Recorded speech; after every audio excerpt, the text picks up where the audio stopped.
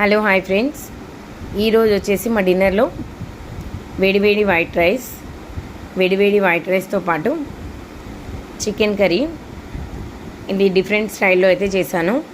ఎప్పుడు ఒకేలా కాకుండా అయితే నేను డిఫరెంట్ టైప్స్గా అయితే చేస్తుంటాను. దీని ఫుల్ రెసిపీ కూడా షేర్ చేస్తాను. చిక్కటి గ్రేవీతో అయితే చికెన్ కర్రీ అయితే చాలా బాగా వచ్చింది. దాంతోపాటు మార్నింగ్ చేసిన పాలకూర, ఇంకా వచ్చేసి పిల్లలకైతే ఇక్కడ సర్వ్ చేస్తున్నాను నేను.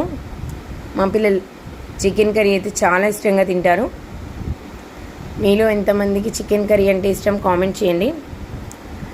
దాంతోపాటు వచ్చేసి ఇంట్లో తోడుపెట్టిన పెరుగండి, చాలా యమ్మీగా చాలా టేస్టీగా ఉంది. కర్డ్ కూడా. నా వీడియో ఎలా అనిపించింది లైక్ చేయండి, షేర్ చేయండి, కామెంట్ చేయండి, సబ్స్క్రైబ్ చేయండి. Thank you for watching.